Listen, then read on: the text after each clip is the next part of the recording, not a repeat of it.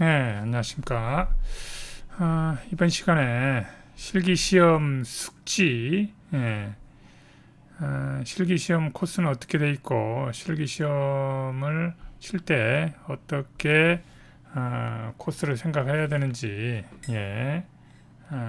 알아보는 시간이 되겠습니다. 자, 조명 좀, 확인하고요. 좀 낫네요. 조명빨, 화장빨 중에서 화장빨은 없네요. 조명빨만 좀 있고 조명빨 하니까 좀 얼굴이 환하게 나와서 좀 나으네요. 자, 실기시험 이 채점표를 먼저 보게 되면 우리가 실기시험을 보게 되면 평가관들이 작성하는 실기시험 채점표입니다. 여기 보면 등급 표기 S, U 이렇게 돼 있죠. S는 satisfied, satisfactory죠. 만족하는 거고, unsatisfactory, 불만족. 그래서 한 항목이라도 불만족이 나오면 불합격하는 것이죠. 그래서 응시자 성명과 사용 비행 장치 뭐 이런 것들을 다 적게 되어 있습니다. 판정, 그래서 S인지 U인지 그렇게 하는 거죠. 사용 비행 장치 뭐 이런 거는 해당 그 평가관이 적는 것이기 때문에 다른 것도 그렇고요. 자, 구술 시험을 보게 돼 있죠. 그래 1, 2, 3, 4, 5가 있습니다. 기체에 관련한 사항, 자기가 시험 보는 기체에 대해서 물어볼 수도 있고, 멀티콥터에 대해서 전반적인 걸 물어볼 수도 있고 그렇습니다. 그리고 조종자에 관련한 사항, 뭐 조종자 준수사항 이런 것들을 물어보게 돼 있죠. 공영 비행장에 관련한 사항, 우리 저 비행 금지 구역 뭐 그런 것들이 있지 않습니까? 그리고 관제권 이런 것들을 물어보겠죠. 그다음에 일반 지식 및 비상 절차, 우리 무인 멀티콥터, 또 비행 이론에 관한 일반 지식, 그리고 운항 중에 문제가 생겼을 경우 어떻게 하는지 그런 비상 절차를 물어보기도 합니다. 그리고 약간 비슷하죠. 이륙 중에 엔진 고장, 그럼 어떻게 하느냐 이런 것들이죠. 이게 구술 시험 5개 항목이고요. 자, 그 다음 실기 시험 비행전 절차죠. 비행전 점검 똑바로 하고 있는지, 제대로 하고 있는지, 뭐 이상무 외치면서 하는 그 점검 사항들이 있죠. 그리고 기체 시동, 이륙전 점검, 기체 시동 걸 때 그리고 유심히 살피죠. 평가관이. 그리고 이륙전 점검, 기체 시동, 이륙전 점검, 이 사항들은 7번과 8번은 사실 무인 멀티콥터보다는 실제 비행기, 실비행기 탑승 시의 평가 사항들입니다. 거기에 더 가깝죠. 그런데 이제 무인 멀티콥터에 있으니, 자, 기체 시동, 시동 시에 되게 원활히, 그러니까 조종기도 다시 한번 살피고 토글키도 제대로 놨는지, 비행 전 그 시정 보고는 제대로 하고 있는지, 뭐 바람이 불고 있다면 바람의 풍속 풍향에 대해서 제대로 얘기하고 있는지, 뭐 주변에 지나가는 사람이나 차량이 있는지 없는지 그런 걸 다 살피고 확인하는 게 바로 7번, 8번에 해당되겠습니다.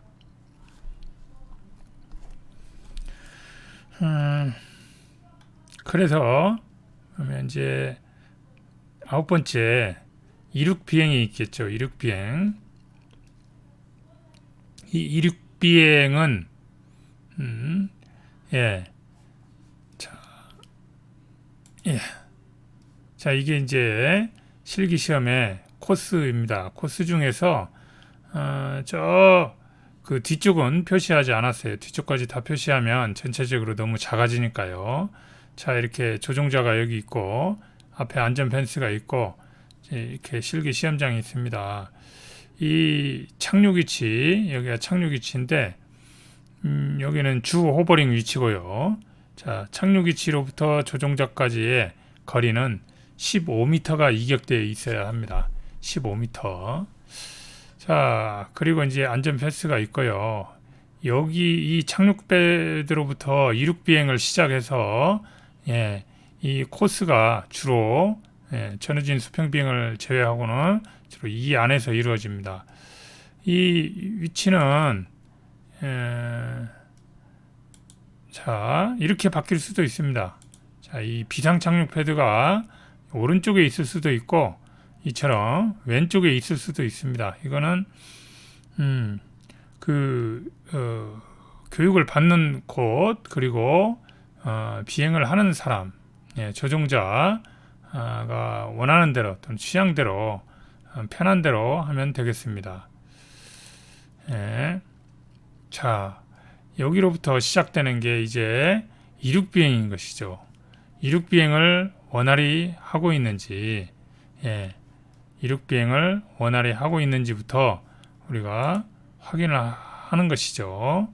자, 후에 우리 코스를 하나하나 조목조목 살펴가면서 나중에 또 다시 설명할 것이니 여기에서는 그렇게 크게 설명하지 않도록 하겠습니다.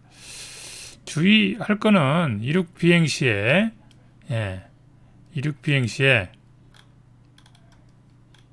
똑바로 이륙하는 것이죠. 지그재그로 이륙하면 안 되겠죠.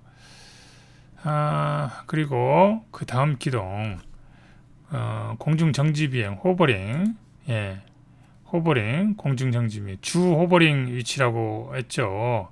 여기에서 공중 정지 비행 호버링을 실시하게 되는 것이죠. 그리고 직진 및 후진 수평 비행 50m 전방으로 갔다가 오는 것이죠. 자, 그 다음에 삼각 비행이 있습니다. 삼각 비행은 이 위치에서 왔다 갔다 하는 것이죠. 삼각형으로 이 위치에서 높낮이 조절을 하면서 좌우로 왔다 갔다 하는 것입니다.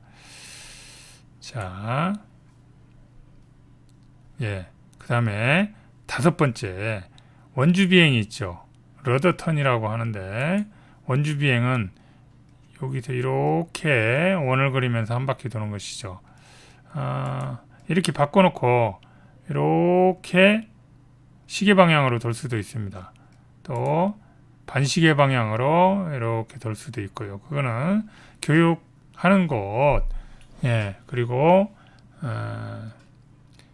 조종자의 편의에 의해서 운항을 하면 되겠습니다. 자, 다음으로 비상조작이 있죠. 비상조작은 바로 이곳에서 실시하게 됩니다. 바로 이곳에서 이 비상 착륙 패드로 착륙하는 것이죠. 이곳에서 왔다 갔다 하는 게 비상 조작입니다. 그 다음에 정상 접근 및 착륙이 있죠.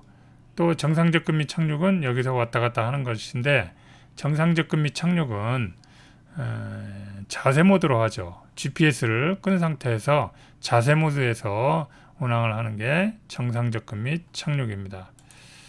그 다음에 측풍 접근 및 착륙이 있죠. 측풍 접근 및 착륙은 다시 또 이렇게 대각선으로 왔다 갔다 하는 것이 바로 측풍 접근 및 착륙인 것입니다.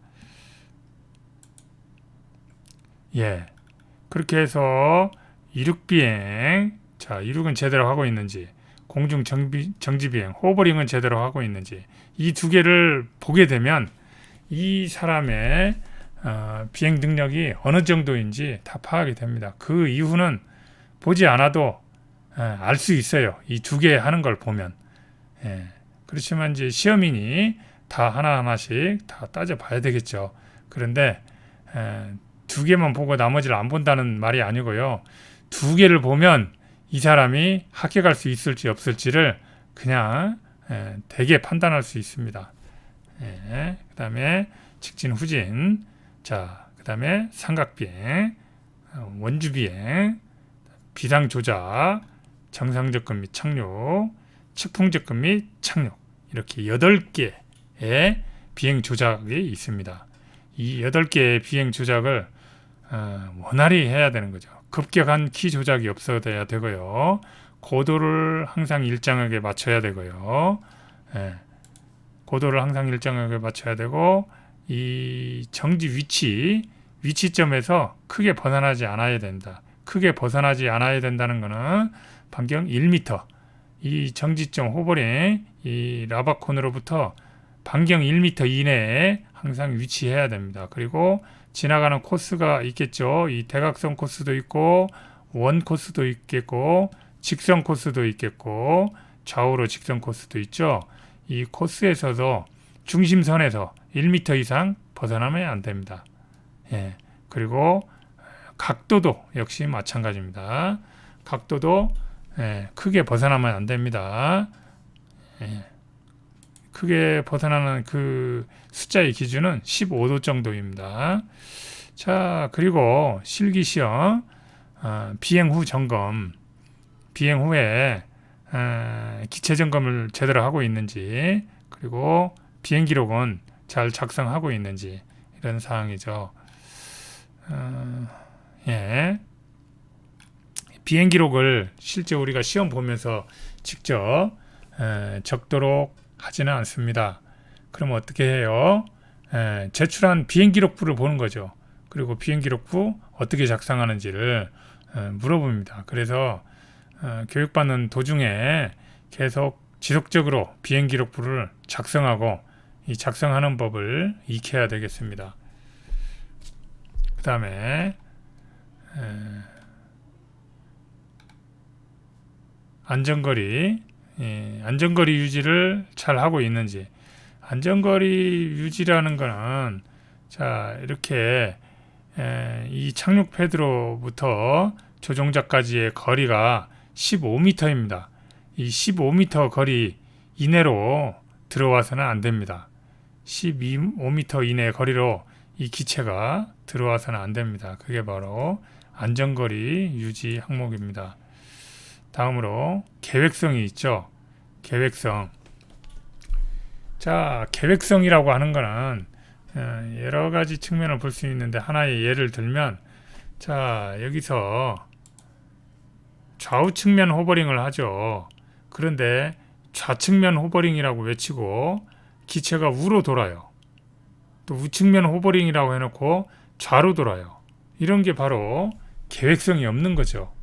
물론 판단력에 들어갈 수도 있겠지만, 자, 코스를 처음부터 끝까지 일관된 코스에 의해서 해야 되는데, 그 코스를 일관되게 하지 않고 뒤죽박죽해요.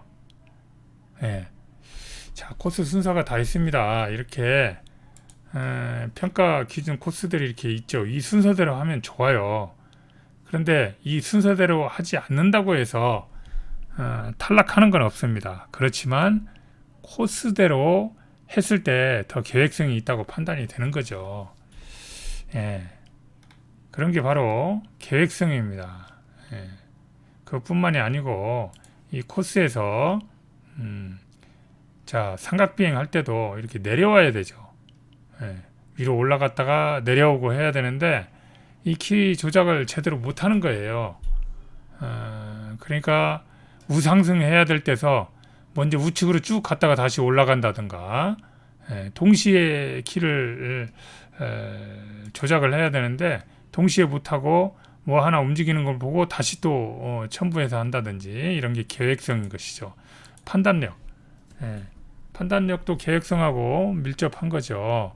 자, 이쪽에서 좌로 돌아야 되는지 우로 돌아야 되는지, 자, 원주 비행을 하기 위해서 이렇게 돌아야 되는데, 자, 우로 90도 돌지를 않고, 우로 90도 돌지를 않고 그냥 원주 비행 출발해놓고 출발하려고 하니까 안 된단 말이죠. 그래서 다시 어떻게 해요? 우로 90도를 다시 돌아서 한다든지, 좌로 90도를 해놓고 얘를 출발하려고 하니까 평상시에는 이렇게 반시계 방향으로 돌았는데 좌로 90도를 하려고 해서 출발하려 보니까 안 되잖아요. 그러니까 다시 또 우로 180도를 돌려서 다시 출발한다든가 이런 게 계획성과 판단력 여기에 해당하는 항목입니다.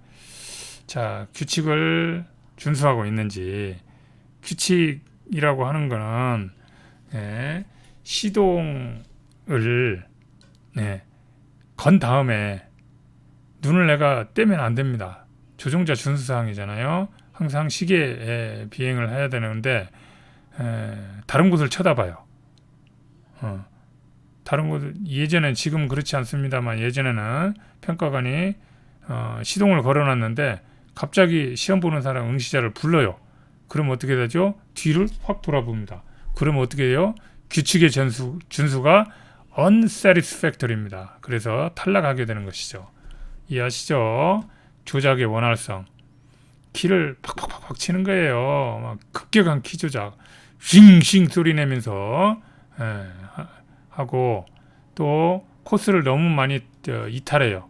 자, 코스 왔다 갔다 해야 하는데 이렇게 간다든가 이렇게 가는 것도 이쪽으로 이렇게 가서 이렇게 온다든가 이런 게 바로 모두 조작의 원활성입니다. 그리고 실기시험위원회 최종 종합적 그 평가 결과를 여기에 쓰게 되는 것이죠. 자, 이렇게 해서 우리 이번 시간에는 실기시험 코스에 필요한 것을 알아보았습니다. 실기시험 중에 실기시험 중에 코스를 제일 먼저 숙지하고 또 다음에 저기는 어떻게 생겼는지 그렇죠? 시험장 어떻게 생겼는지 우리가 비행 연습을 할 때 시험장과 동일한 코스에서 대부분 연습을 합니다. 그래서 이제 모두 다 숙지하고 있겠지만 또 어떻게 생겼는지 그리고 이런 데서 당황하면 안 됩니다. 이렇게 좌로 되어 있는 경우 비상 착륙 패드가 또 우로 되어 있는 경우 그리고 다른 사람은 나는 반시계 방향으로 도는 걸로 배웠는데 다른 사람은 시계 방향으로 도는 걸 배웠다. 그걸 보고 내가 당황한다거나 저렇게 해야 되나?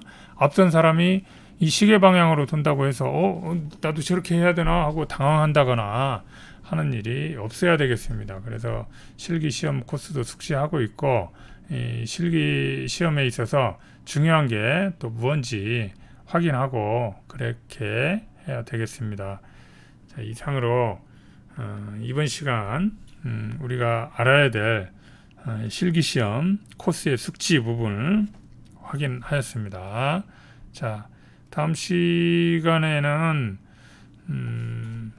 실기시험 코스를 모두 숙지했으므로 비행전 절차 어떤 것들이 있고 비행전 절차에서 우리가 확인해야 될 사항 확인해야 될 사항들을 모두 한번 살펴보도록 하겠습니다.